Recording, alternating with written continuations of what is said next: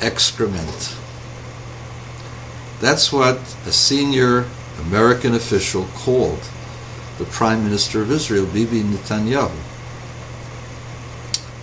One thing I want to tell the American public, it's not a secret, but except for yeshiva boys, every Israeli man has been to the army. BB Netanyahu was a member of the elite forces, the equivalent of Navy SEALs, the equivalent of Green Berets, while he was in the army. His brother Yoni was the commander of the rescue of 102 people in Entebbe. And Bibi wasn't much behind. Bibi is considered a hero in Israel. All of the prime ministers in Israel have served the army, the armed forces, in a manner that no American president has served since maybe General Grant, or Zachary Taylor, or George Washington, Andrew Jackson. Those are the people to compare BB Netanyahu to. So how can somebody write this garbage without questioning the cojones of the one who said it?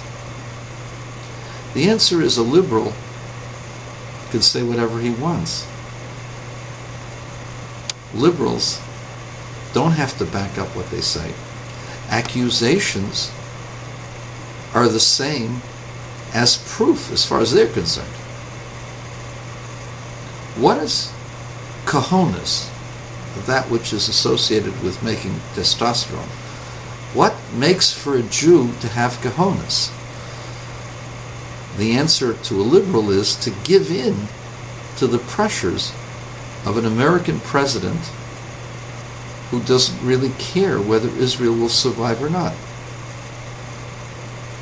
The last person who cared about Israel and made it clear that he would not sacrifice Israel's survivability for convenience, for a convenient agreement with the Arabs, was George Bush.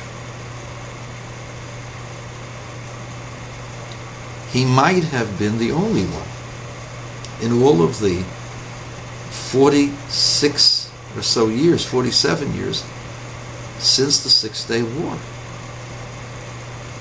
It is suicide for any Israeli prime minister to think of concessions to a hostile entity that preaches the destruction of Israel, that will not accept the Jewish state.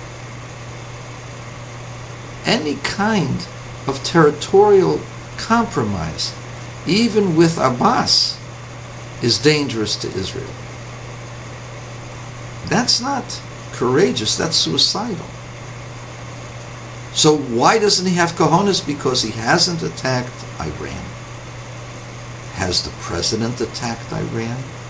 What does the president do with Iran? He kisses their butt. He kisses Khamenei's butt, showing deference to them, calling them moderates. Moderates?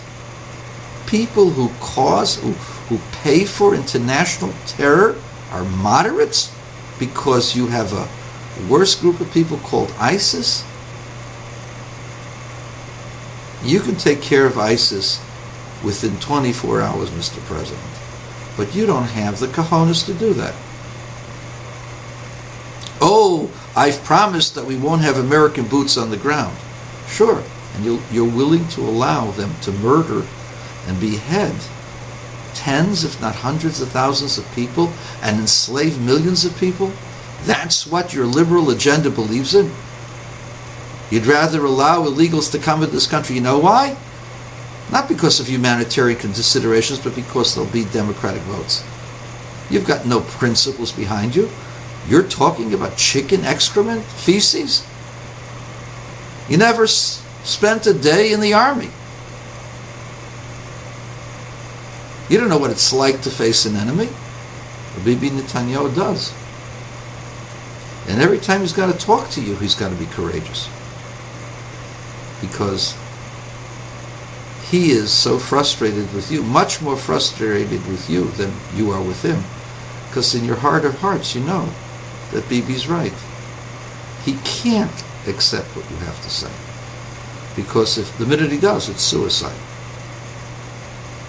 But for your political convenience, you can't stand it. Anything that stands in your political way is no good.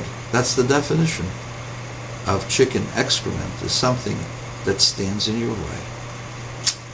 Too bad. BB Netanyahu is a hero. Fought in major wars. Stood up to enemies. With a gun. The enemies had guns too. None of the administration leadership has ever done that. If it was John McCain, it'd be a different story. We know that John McCain has respect for BB Netanyahu precisely because he knows what it's like to face an enemy.